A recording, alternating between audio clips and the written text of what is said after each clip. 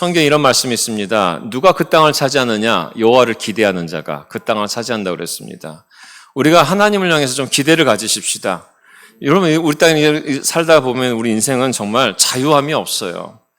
참 자유함이 없습니다. 자유를 누리고 싶고 또 사랑하면서 살고 싶은데 자유를 누리고 싶은데 자꾸만 우리의 삶을 올가매가고 있는 그런 어떤 삶들이 있습니다.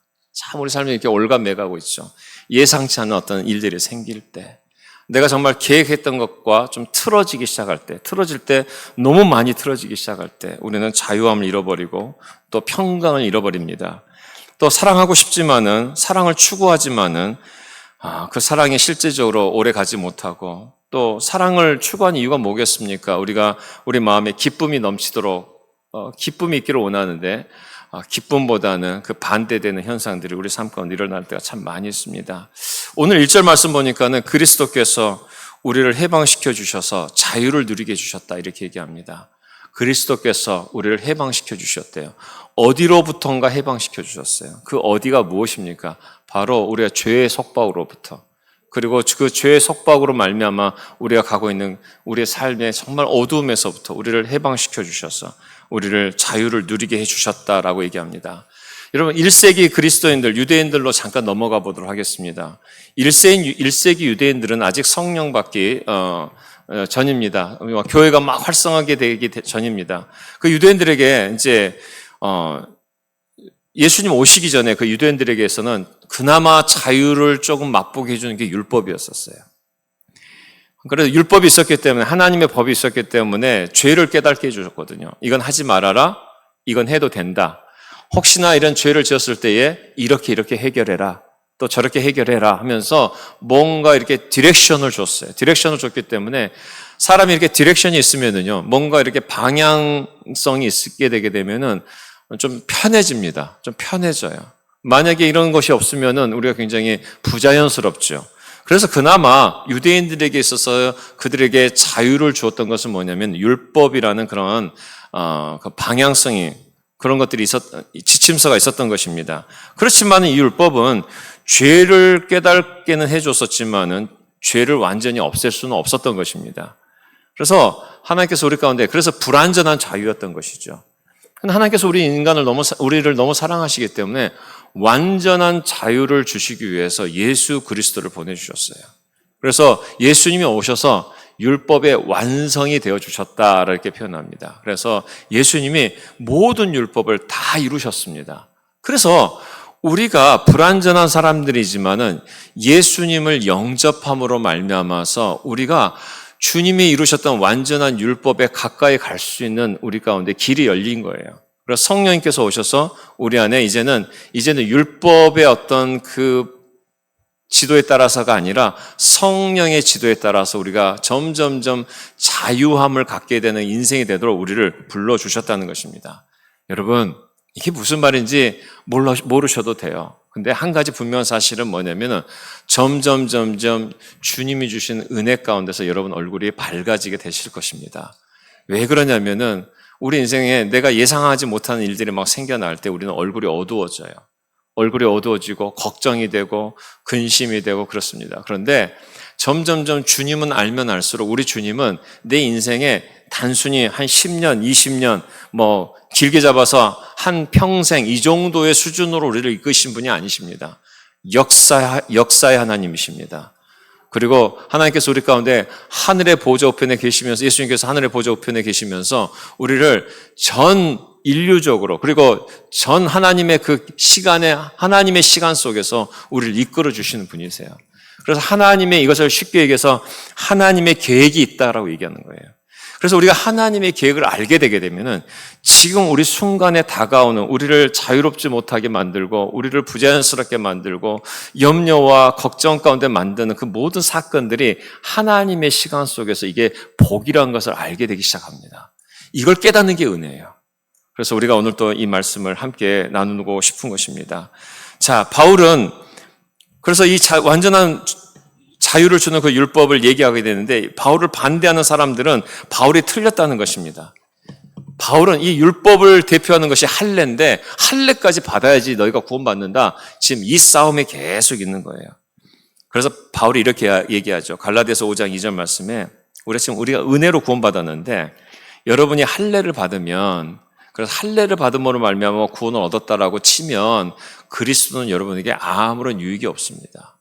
아니, 예수님께서 지금 오셔가지고 우리를 자유롭게 오셨는데 자꾸만 다시 예전의 율법으로 가서 그 율법대로 살아야 된다, 자꾸 이러니까는 아무런 유익이 없다라고 얘기하는 것입니다. 4절 말씀에 율법으로 의롭게 되려고 하는 사람은 그리스도에게서 끊어지고, 여러분, 우리가 율법으로 의롭게 되는 게 아닙니다. 은혜로 우리가 의롭게 되는 것이에요. 만약에 율법으로 의롭게 되는 한 사람은 그리스도에 끊어지고 은혜에서 떨어져 나간 사람입니다. 이렇게 얘기합니다. 여러분, 이 율법이라는 게 다른 게 아니에요.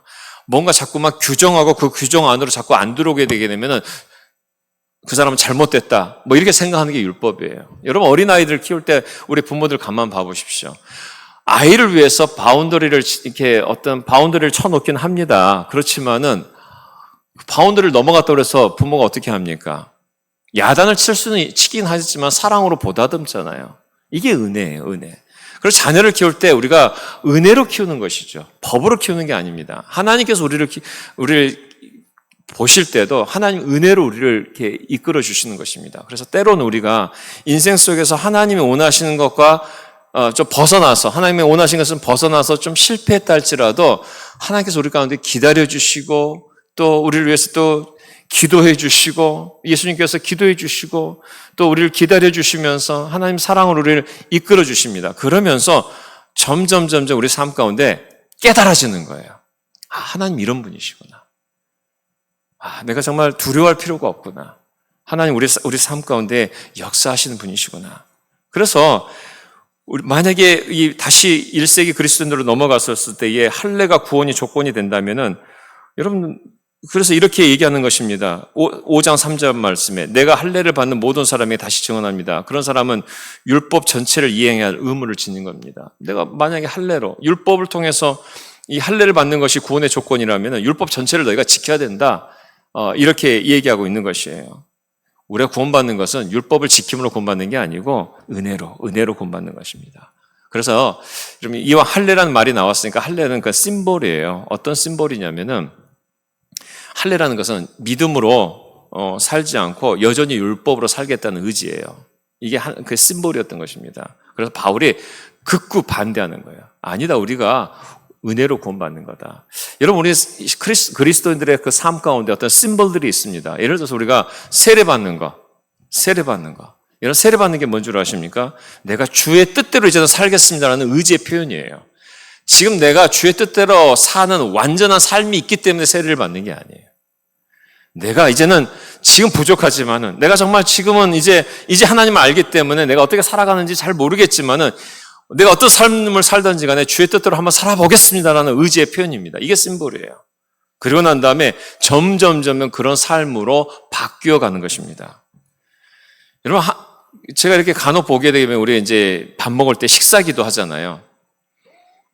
예전에 우리가 정말 어렸을 때는 식사기도 하는 게 좀 더 지금보다 훨씬 많았던 것 같습니다. 근데 점점 밖에서 식사할 때 이렇게 기도하는 사람들이 점점 우리나라도 줄어드는 게 많이 보여요. 미국에 보면은 이렇게 노부부가 아니면은 젊은이들이 이렇게 손을 잡고 이렇게 기도하는 모습들을 보게 됩니다. 하나님 앞에 감사하는 기도. 이런 식사 기도한다는 게 뭔 줄 아세요? 사람들한테 티내는 게 아니고요. 나는 정말 이 세상 속에서 여전히 나는 하나님을 섬기는 그리스도인이라는 것을 내 안에서 주님 앞에 고백하는 것이에요. 고백하는 것입니다. 그래서 이 기도에 하는 그런 모습들 자체가 하나님 앞에 정말 얼마나 기뻐하시겠어요. 난 그리스도인이라는 것을 고백하는 거잖아요. 행여 이것 때문에 내가 핍박을 받는다 할지라도 나는 그리스도인이라고 이렇게 고백하는 그런 어떤 모습인 것입니다. 여러분, 우리가 이런 모습들이 주님 앞에서 정말 주님이 기뻐하시는 그런 심볼들입니다. 다시 할례로 넘어가서 바울이 할례를 이렇게 거부한 것은 뭐냐면 믿음과 율법은 섞일 수 없다는 것이에요. 이 율법이라는 것은 예수님 오시기 전까지의 유효기간이에요. 예수님 오셔서 우리를 완전히 우리를 구원해 주시고 용서해 주심으로 말미암아서 우리가 자유를 주셨다는 것이에요. 자, 그렇다면은 이 1세기 그리스도인들에게 율법의 이 할례의 문제는 굉장히 중요한 문제였던 것을 이제 여러분 대충은 아시겠죠. 그러면 그럼 우리 살고 있는 이 시대에 그럼 뭐가 우리 삶 가운데 가장 중요한 문제일까? 여러분, 결국은 돈이에요, 돈. 예. 결국 물질에 관한 우리의 마음가짐이 중요합니다. 왜 그러냐면은 마태복음 6장 24절 말씀이 이겁니다. 아무도 두 주인을 섬기지 못한다. 한쪽을 미워하고 다른 쪽을 사랑하거나 한쪽을 중히 여기고 다른 쪽을 업신이 여길 것이다. 자, 한쪽을 무시하란 말이 아닙니다. 무엇을 더 중요하게 여기느냐 이렇게 얘기하는 것이죠. 너희는 하나님과 재물을 아울러 섬길 수 없다. 이게 무슨 말이냐면은 대등하게 섬길 수 없다는 거예요. 하나님과 물질을, 재물을 대등하게 섬겨서는 안 된다는 것입니다. 여러분, 1세기 그리스도인들에게 이 할례의 부분은 정말 이 대등하게 섬겨야 되는 그런 부분이었던 것이에요. 그래서 바울이 얘기했던 것이에요. 우리가 율법으로 구원받는 거 아니다. 여러분, 돈으로 구원받는 게 아니에요. 우리가 재물로 구원받는 거 아니에요. 그런데 실질적으로 우리 삶 보세요. 돈으로 구원받으려고 하잖아요. 돈이 있어야지만이 내가 마음이 평안하고요. 보세요. 우리 정말 주님이 계시면 우리 마음이 평안을 하고 기쁘잖아요. 근데 이걸 대신하는 게 물질이에요. 재물이에요. 그래서 돈이 있으면 어떻게 됩니까? 마음이 좀 편안해요. 그리고 돈이 있으면 기뻐요. 그럼 하나님을 대신한다는 것이에요. 여러분, 하나님께서 우리 가운데 우리 삶을 이끌어 나가실 때 이 부분이 정말 인생 속에서 좀 해결받아야 될 부분인 것입니다. 여러분, 우리가 물질이 중요하다는 걸 우리 주님께서 너무 잘 알고 계세요. 그렇지만은 무엇이 중요한지, 무엇이 하나님인지에 대해서는 우리가 마음을 정하라라고 얘기하는 것입니다. 여러분, 우리가 신앙생활 할 때에 이게 중간에 서 있잖아요. 그러게 되면은 내가 정말 신앙생활 열심히 하고 싶은데 또 돈 버는 것도 잘하고 싶어요. 근데 돈을 열심히 잘 벌려고 하다 보니까 어떻게 됩니까? 세상 속에서 때로는 사기도 칠 수도 있는 것이고, 때로는 시간을 더 들여서 예배 드리는 것보다 거기에 더 투자할 수도 있는 것이고, 막 자꾸만 이런 것들이 우리 가운데 갈등을 일으킵니다. 그런데 여러분, 그거 아세요? 그것이 그 갈등이 일어난 게 정상입니다. 그런데 어떤 사람 하나님이 기뻐하시냐면은 그 갈등 상황 가운데 승리한 사람.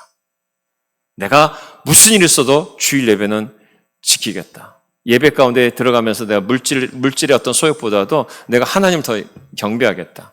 내가 혹시 물질에 조금 손해가 난다 하더라도 내가 사람의 관계는 저버리지 않겠다. 뭐 그럴 수 있잖아요, 우리가. 예를 들어서 내가 누군가에게 돈을 빌려줬어요? 근데 그 사람의 상황 가운데 못 갚을 수 있는 것입니다. 그럼 어떻게 됩니까? 온수가 돼요. 일반적인 경우는 온수가 됩니다. 친한 관계도 온수가 됩니다. 근데 이런 경우에 내가 정말 하나님의 사람인데 이 돈을 잃을지언정 내가 사람을 잃지 않겠다. 그러면은 못 받을 수도 있어요. 근데요, 하나님 기뻐하세요. 와. 그리고 잘 계산해 보세요. 하나님 다른 곳에 다 채워주세요.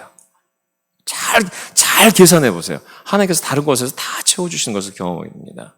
그래서 우리가 영적인 눈이 띄어지잖아요. 그렇게 되면은 하나님께서는 우리가 물질 때문에 이 땅에서 그렇게 공고하고 어렵고 그러지 않도록 역사해 주십니다. 지금 내가 좀 손해난다 할지라도 내가 하나님을 선택하잖아요. 그렇게 되면 하나님께서 다르게 역사해 주시는 것입니다. 그리고 그게 보이기 시작하는 것이에요. 그러니까 어떻게 됩니까? 자유함이 있어요. 우리 안에 하나님께서 자유함을 허락해 주시는 것입니다. 하나님께서 우리의 물질을 통해서 하나님을 섬기고 이웃을 섬기라고 복을 주시는 것입니다. 여러분, 하나님 없이 생기는 어떤 재정관은요, 우리 가운데 불안을 가져다 줍니다. 어려움을 가져다 줘요. 그리고 걱정을 가져다 줍니다. 그래서 평생 이게 묶여 살아가게 되어 있습니다. 그런데 잠언 10장 22절 말씀 함께 보도록 하겠습니다. 읽어보시겠습니다. 시작. 주님께서 복을 주셔서 부유하게 되는 것인데 절대로 근심을 곁들여 주시지 않는다. 할렐루야. 하나님께서 주시는 복은요, 절대로 근심을 곁들여 주시지 않는다는 것입니다. 그럼 우리가 어떻게 사느냐? 우선순위를 확실하게 정하게 되면 됩니다. 그럼 적어도 생활의 염려로부터 우리를 건져주세요. 먼저 그의 나라와 그 의를 구하라. 그래서 여러분, 절대로 굶어 주지 않고요. 그리고 중상 정도는 살도록 해주세요. 여러분, 이런 말이 있습니다. 오늘 점심 때 내가 뭘 먹지? 이탈리안 음식을 먹을까? 한식을 먹을까? 아니면 중국집에 가서 짜장면을 먹을까? 만약에 이런 걱정을 여러분들이 생각하고 있다면은 전 세계 5% 안에 드는 사람이래요. 전 세계 5% 안에 드는 사람. 경제적으로 5% 안에 드는 사람이에요. 전 세계 인구 중에서. 여러분, 우리끼리 봤을 때 서로 비교하는 것이지 우리는 지금 굉장히 복받은 그런 인생을 살아가고 있는 사람들입니다. 여러분, 지금은 미국보다도 한국에 사는 것이 더 좋다고들 얘기해요. 여러분, 정말 우리가 복받는 곳에 우리가 살아가고 있습니다.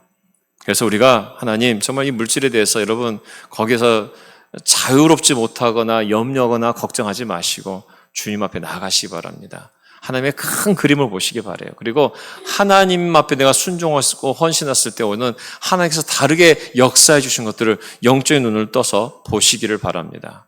그러면 하나님 앞에 우리가 자유로워질 수가 있어요. 자, 이 자유를 주신 두 번째 이유가 뭐냐면은 섬기라고 주신 거예요. 하나님께서 우리 가운데 우리의 영혼을 구원해 주시고 죄악으로부터 우리를 건져 주시고 우리 가운데 자유를 선물로 주셨다면 이 이유는 뭐냐면은 섬기라고 주시는 것입니다. 여러분, 자유라는 말 자체는요, 반대적인 표현은 뭐냐면은 자유 반대는 뭔가 구속한다는 것이에요. 뭔가 나를 지금 사로잡고 뭔가 노예로 우리를 삼는다는 그런 의미가 있는 것입니다. 포함되어 있는 것입니다. 여러분, 인생은요, 어떤 노예가 되어 있냐면 두려움의 노예가 되겠습니다. 굉장히 많은 두려움의 노예가 됐어요. 죄책감의 어떤 두려움도 있고 어떤 징벌에 대한 두려움이 있습니다. 그리고 내가 원하는 어떤 계획대로 살아가지 못했을 때에 또 어떤 갑자기 우리 인생 속에 사건, 사고가 들어왔을 때에 오는 어떤 그런 두려움들이 있습니다. 그런데 하나님은 따라하십시오. 하나님은 나의 아버지시다. 예, 이거 하나 붙잡으세요. 자꾸만 우리가 자유하지 못하는 게 뭐냐면 그 두려움이 나를 하나님께서 나의 아버지시다라는 것을 넘어서기 때문에 그래요. 그렇기 때문에 우리가 두려운 것입니다. 또 우리가 죄의 노예가 되어 있었습니다. 우리로 하여금 이 율법이라는 것은 우리로 하여금 죄를 짓게 만들어요. 참 이상하지요? 율법은 우리로 하여금 죄를 경계하게 만들어주는데 죄를 더 짓게 만들어요. 왠 줄 아세요? 만지지 말라 그러니까 만지고 싶어요. 하지 말라 그러니까 하고 싶어요. 이게 뭘 말하고 있냐면은 로마서 7장 7절에 이렇게 얘기합니다. 율법에 탐내지 말아라 하지 않았다면 나는 탐심 무엇인지 알지 못하였을 것입니다. 우리가 이 율법을 통해서 탐심이 무엇인지를 깨달았어요. 그래서 하지 말아라 그러는데 내 안에서 그 탐심을 누리고 싶은 거예요. 그럼 율법이 잘못된 건가요? 아니, 그렇지 않습니다. 율법이 잘못된 것이 아니라 우리 안에 있는 죄성이 막 활성화되는 거예요. 활성화되는 거예요. 그럼 하나님께서는 그럼 우리 안에 죄성을 활성화시키기 위해서 율법을 주셨나요? 아니요. 판단할 수 있는 능력을 주셨어요. 하지 말아야 된다고 해서 하지 않게 되고 해야 될 것은 할 수 있는 능력을 주셨는데 내 안에 탐심으로 기울으니까 어떻게 됩니까? 죄가 활성화되는 거예요. 하지 않게 되게 되면은 하나님께서 주시는 그런 풍성한 은혜 가운데 들어가게 되는데 내 안에 동시에 이 탐욕이 같이 작용한다는 것입니다. 그래서 우리가 율법을 바라보잖아요. 그러면은 죄란 것을 알았는데 죄를 이길 수 있는 그것을 죄를 해결할 수 있는 능력이 우리 가운데 없는 것이에요. 그래서 예수님이 오신 거예요.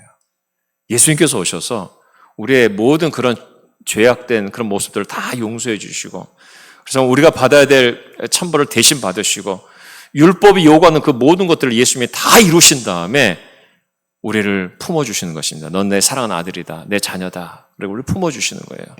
그래서 우리가 주님 안에 있을 때 진짜 자유함을 누리는 거예요. 진짜 안심하는 거예요. 죽음의 공포로부터 안심, 그리고 이 땅에서 살아가면서 우리가 가지고 있는 모든 죄악에서부터 그 고통으로부터 안심을 갖게 되는 거예요. 그러고 난 다음에 성령님께서 우리 가운데 오셔서 우리 마음에 소원을 주시는 것입니다. 우리 눈을 열어주셔서 하나님의 그 부요함이 그리스도 안에 있는 그 하나님의 부요함이 얼마나 넓고 깊고 정말 그 깊이가 얼마나 대단한지를 우리 가운데 가르쳐 주시는 것입니다. 그래서 우리가 이렇게 주님 안에서 자유롭게 되잖아요. 그렇게 되면 우리가 사랑으로 섬길 수가 있어요. 여러분, 우리가 사람들을 섬기고 싶은데 왜 못 섬기는 줄 아세요? 여유가 없어서 그래요. 마음의 여유가. 그쵸? 물질의 여유는 두 번째 치고 마음의 여유가 없어요. 내 마음의 여유가 왜 없는 줄 아세요? 내 인생이 내 거라고 생각하니까 마음의 여유가 없는 거예요. 내 인생이 주님 거라고 한번 생각해 보세요. 그러면 어떻게 돼요? 마음의 여유가 확 생깁니다. 마음의 여유가 확 생깁니다. 어차피 하나님이 주신 건데 주신 건 건강도 하나님께서 주시는 거고 아니 건강 안 주셔서 하나님께서 나 이만큼 살라 그러면 나 천국 가는 거지 이게 진짜 믿음 갖잖아요. 그러면 진짜 이 마음의 여유가 확 생깁니다. 여러분, 사람들이 왜 병에 걸리고 왜 어려움이 생기는 줄 아세요? 마음의 여유가 없어서 그래요. 내 인생이 내 것인 줄 알고 그렇게 늘 살아왔어요. 늘 살아왔습니다. 걱정도 내가 하고 염려도 내가 하고 걱정도 내가 하고 다 그렇게 살다 보니까 점점 내 몸이 망가지는 겁니다. 여러분, 예수 믿고 난 다음에 건강해지는 이유가 뭔 줄 아십니까? 그걸 다 주님께 맡길 수 있는 믿음이 생기기 때문에 그렇습니다. 주님께 다 맡기기 시작하니까 경제적인 문제, 육체적인 어떤 문제 또한 주님께 하나씩 맡기기 시작하니까 마음의 자유함을 얻게 돼요. 평강을 얻게 되는 것입니다. 여러분, 예수님께서 이 땅에 오신 것은 뭐냐면은 우리로 하여금 이런 자유를 가지고 섬기라고. 그래서 정말 여러분, 우리가 정말 사랑하는 대상이 있다는 게 우리를 행복하게 만들어주는 거 아십니까? 우리가 진짜 행복할 때는 언제냐면요, 사랑하는 대상이 있기 때문에 행복한 거예요. 어린 자녀를 보고 어린 자녀가 해맑게 웃는 모습 보고 우리가 행복하지 않습니까? 그 아이의 모습을 보면서 우리가 사랑할 수 있는 어떤 마음의 동기가 막 생기잖아요. 그러면서 막 우리가 행복해지는 거 아니겠습니까? 어제 이렇게 그 결혼식장에 가봤더니 많은 사람들이 행복해해요. 왜 그렇습니까? 돈 내고 행복해요, 막. 막 부주하면서 막 행복해하고, 막 깔깔거리면서 행복하고, 자기가 낸 돈으로 그 밥을 먹으면서도 행복하고. 왜 그렇습니까? 단순히 그 물질이 왔다 갔다 해서가 아니라 섬기는 시간을 내서 섬겼잖아요. 또 물질을 내서 섬겼잖아요. 또 축하하면서 섬겼잖아요. 우리는 섬길 때 행복합니다. 여러분, 우리가 그런 행복이 우리 교회 안에서 계속해서 일어나기를 원합니다. 그럼 사랑은 어떻게 하느냐? 따라잡시다. 사랑은 그냥 하는 거다. 이게 뭔 말인가? 여러분, 하나님께서 우리 안에 사랑하는 마음의 그 DNA가 다 있어요, 우리 안에. 왜냐하면 하나님은 사랑이시기 때문에 우리 DNA 안에 사랑할 수 있는 능력을 주셨어요. 그럼 내가 결정하면 돼요. 그냥 하면 돼요. 사랑하기로 결정하고 사랑하면 돼요. 근데 자꾸만 내 마음에 있는 나의 욕심과 나의 탐욕의 소욕이 사랑을 자꾸만 이렇게 분리하니까 어려운 거예요. 사랑은 그냥 하는 겁니다. 그냥 하는 겁니다. 그러면 사랑을 그냥 하면 어떻게 되는 줄 아세요? 우리 안에 자유함이 생겨요. 여러분, 우리가 자유하기 때문에 사랑하기도 하지만은 내가 사랑을 그냥 하기 시작하게 되면 내 안에 자유함이 생기기 시작하는 것이에요. 갈라디아서 5장 13절, 14절 말씀. 형제자매 여러분, 하나님께서는 여러분을 부르셔서 자유를 누리게 하셨습니다. 그러나 여러분은 그 자유를 육체의 욕망을 만족시키는 구실로 삼지 말고 사랑으로 서로 섬기십시오. 이렇게 얘기합니다. 모든 율법은 내 이웃을 내 몸같이 사랑하여라 하신 한마디 말씀 속에 다 들어있습니다. 사랑으로 섬기십시오. 여러분, 자유는 하나님께서 우리 가운데에 자유를 주셨을 때에 죄 짓는데 낭비하지 말고요. 사랑하는데 섬기라고 말씀하시는 것입니다. 그러다 보면은 내가 용서할 수 없는데 용서할 수 있는 능력이 생기고요. 정말 사랑할 수 없는데 사랑할 수 있는 능력이 생기고요. 섬기고자 하는 마음의 동기가 생기기 시작합니다. 그래서 제가 이렇게 보니까 주님 안에서 이렇게 정상적인 삶을 살아가다 보면은 점점 더 사람들의 얼굴이 밝아지게 되고 점점 사랑의 마음이 생기기 시작하고 점점 행복해지기 시작하고 점점 기쁨이 생기기 시작합니다. 여러분, 성령님께서 그래서 우리가 이런 사랑의 마음을 우리 가운데 허락해 주시는 마음 하나님께서 이미 일하고 계신다는 것을 알고 있으셔야 됩니다. 그래서 우리 마지막 세 번째로 하는 게 뭐냐면은 성령께 진정한 자유를 의지하려면 자유를 누리려면은 성령께 의지하셔야 됩니다. 성령께 의지하셔야 돼요. 여러분, 사랑은 내 노력으로 되는 게 아니에요. 성령님의 도우심을 구하시기 바랍니다. 성령 충만해야지만이 우리 안에 사랑이 주고받게 되는 역사들이 일어나기 시작해요. 갈라디아서 5장 22절 23절 말씀, 우리가 일반적으로 알고 있는 성령의 열매를 한번 보십시다. 성령의 열매는 사랑과 기쁨과 화평과 인내와 친절과 선함과 심실과 그 다음에 온유와 절제입니다. 이런 것을 막을 법이 없습니다. 이게 무슨 말이냐면 여러분, 예배 끝나고 난 다음에 아니면 상상하셔도 됩니다. 우리 교회 앞에 감나무가 하나 있습니다.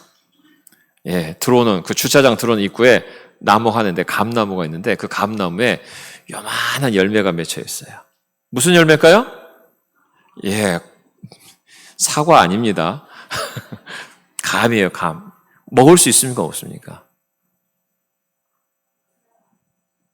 지금은 못 먹어요. 지금 먹으면 안 됩니다. 그러면 이게 지금 먹을 수 있는 게 아니에요. 그런데 가을이 돼서 이게 살이 쪄가지고, 과일이 살이 쪄가지고 점점 이렇게 오렌지 색깔로 쫙 익으면 먹을 수 있어요, 없어요? 그때는 우리는 까치하고 싸워야 됩니다. 까치도 그 맛을 알아요. 그때 먹을 수 있어요. 근데 공통점은 뭐냐? 똑같은 열매입니다. 어떤 열매는 지금 먹으면 안 돼요. 여러분, 우리가 성령의 열매라는 것은 뭘 의미하는 거냐면은 우리가 주님 안에 거했을 때 하나님께서 우리의 삶을 통해서 맺혀주시는 열매예요. 그래서 내 삶을 통해서 맺혀주시는 열매인데 우리 삶이 원래 어땠었냐면은 원래 이걸 보셔야 돼요. 원래 5장 19절 말씀 보니까 육체의 행실은 환히 드러나는 것입니다. 음행과 더러움과 방탕과 또 우상 숭배와 마술과 온수매줌과 다툼과 시기와 분냄과 분쟁과 분열과 파당과 이게 우리의 원래 모습이에요. 계속 보여주세요. 질투와 술 취함과 흥청망청 먹고 마시는 노름과 그와 같은 것들입니다. 여러분, 우리가 착한 것으로 서로 포장하고 있지만 사실 우리의 육체의 열매는 이런 모습이에요. 그런데 우리가 예수 믿고 난 다음에 조그만 열매인데 사랑의 열매, 인내의 열매, 온유의 열매를 이렇게 맺게 해주신단 말이에요. 근데 먹을 수 있어요, 없어요? 아직은 아니에요. 아직은 아니에요. 그런데 분명한 사실은 뭐냐면 언젠가 토실토실 살이 찌고 먹을 만한 그런 열매로 우리 가운데 드러나기 시작한다는 것이에요. 사랑하는 성도 여러분, 우리가 지금 이 자리에 계신 여러분 모든 분들이 나는 어떤 사람이라고 여러분 주장할 수 있을지 모르지만 원래 우리 모습을 생각하셔야 돼요. 우리의 모습은 정말 음행과 탐욕과 더러움으로 가득 찬 사람들입니다. 그런데 예수님을 믿었다는 것 때문에 조금 사랑할 수 있는 사람을 우리를 만들어 주신 거예요. 근데 아직 열매를 못 먹어요. 왜 못 먹냐면은 사랑하면서도 여전히 탐욕스럽고 기뻐하면서도 여전히 흥청망청대며 수근수근거리고 막 그럴 수 있어요. 그래서 우리가 봤을 때 아직 먹을 만한 열매가 아닌 것입니다. 그런데 열매는 어떻게 돼요? 자라납니다. 어떤 양분에서 자라납니까? 교회 공동체라는 그 토양에서 자라나기 시작해요. 그리고 함께 우리가 예배하면서 말씀을 읽으면서 이렇게 막 자라나야 되는 거예요. 그럼 교회라는 것은 어떤 것이냐면 우리가 서로 자라나는 것입니다. 자라나다가 어느 순간인가 열매도요, 먼저 익은 열매가 있어요. 제가 무화과 나무 보니까 먼저 파랬는데 먼저 먹을직스럽게 먼저 익은 열매가 있고 그다음 열매가 있고 그다음 열매가 익어요. 교회도 마찬가지입니다. 먼저 이렇게 익어가는 열매들이 있어요. 그러면서 그런 분들이 그 사람의 그 열매를 보고 사람들이 행복해하는 겁니다. 열매는 내가 먹는 게 아니고 사람들이 그 열매를 취하는 거예요. 사랑이 많은 사람 옆에 가가지고 그 사랑을 누리는 거예요. 친절한 그 열매를 가진 사람을 보고 그 친절함 속에서 내가 쉬는 거예요. 위로를 받는 것이에요. 그러면서 교회 안에는 열매가 점점 맺혀가는 것이 바로 교회인 것입니다. 그렇다면 우리가 할 일은 뭔 줄 아십니까? 따라서 합시다. 기다리면 된다. 성령 안에서 기다리면 돼요. 지금 좀 부족해 보여도 우리가 성령 안에서 서로 기다리다 보면은 어느 순간인가 왜 저 사람이 이렇게 변했구나. 이렇게 아름다운 사람으로 바뀌어졌구나. 이렇게 하나님이 역사하셨구나. 라고 우리는 고백하게 되는 것이에요. 이게 바로 하나님께서 이루어 가시는 교회 공동체의 모습입니다. 어느 날 갑자기 우리가 다 열매가 되는 게 아니에요. 점점 열매가 맺혀가는 것입니다. 그리고 우리가 할 일은 뭡니까? 하나님이 하실 것을 기다리면서 성령님을 의지하면서 우리는 기다리는 것이에요. 그리고 함께 이루어가는 것입니다. 저 오늘 찬양 기도하시는 우리 선교사님 보고 깜짝 놀랐잖아요. 예전에 보지 못했던 막 손 들고 찬양하시고 막 선포하시고 막 점점 찬양의 기름 부음이 있어가는 것을 보게 되는 것이죠. 할렐루야. 그리고 우리가 한 가지 예를 들은 거지만은 주일학교도 마찬가지고 중고등부도 마찬가지고 우리 교육부서도 마찬가지고 우리 장년도 또 마찬가지고 점점 열매가 무르익어가면서 그 한 생명이 이제 주님 앞에 갔을 때에 떠날 때가 됐을 때 이 땅을 떠나서 이제 주님 앞으로 갔을 때 우리는 너무너무 풍성한 열매를 경험하고 그 풍성함 속에서 환송하는 거 아니겠습니까? 정말 그런 교회가 되기를 주 이름으로 축원드립니다. 이제 말씀을 마무리합니다. 여러분, 하나님께 우리가 정말 성령님을 의지하시기 바랍니다. 성령님께서 정말 우리가 진정한 자유를 누릴 수 있도록 하시는 것은 성령님의 역사이십니다. 성령님께서 내가 의지하나 의지하지 않나 어떻게 알 수 있을까요? 한 가지만 보면 알면 됩니다. 정말 다 맡긴 사람은요, 긴장하지 않습니다. 하나님께 다 인생을 맡긴 사람은 긴장하지 않아요. 그럼 긴장하고 있는 사람은 뭔 줄 아세요? 자꾸만 나를 의지하기 때문에 긴장을 해요. 나를 의지하기 때문에. 그럼 긴장하게 되면 아무래도 나의 삶 가운데 있는 100% 나의 모습이, 나의 어떤 그런 에너지가 나오지 않습니다. 나의 어떤 실력이 나오지 않아요. 근데 우리 주님 안에서 성령께 온전히 맡겨드리잖아요. 그러면은 그것이 무엇이 됐든지 간에 긴장하지 않습니다. 모든 염려를 주님께 맡기라고 얘기합니다.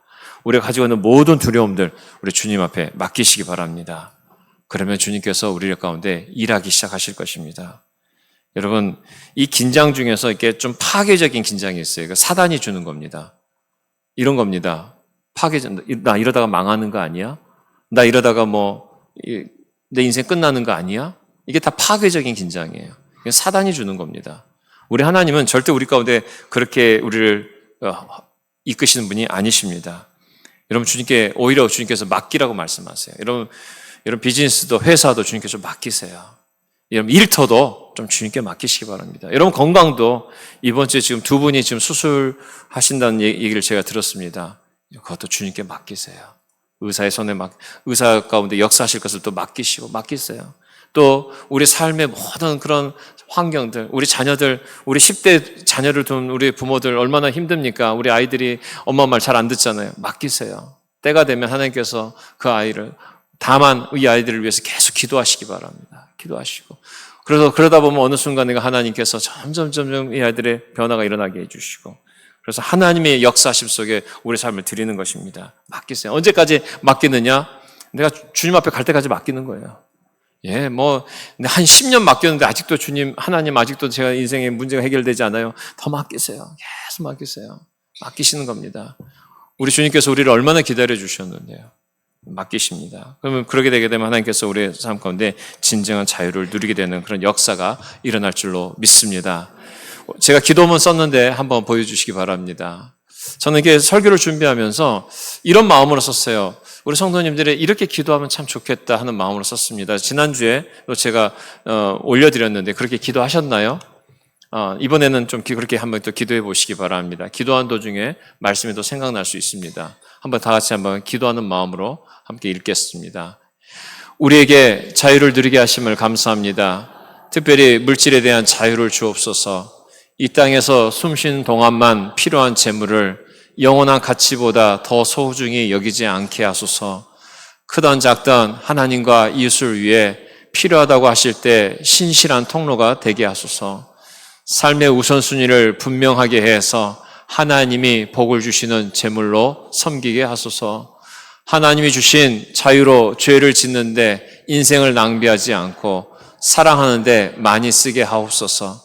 사랑을 통해 행복을 누리는 기쁨을 주옵소서. 성령님 의지합니다. 성령께서 나를 통해 열매 맺으시기를 허용합니다.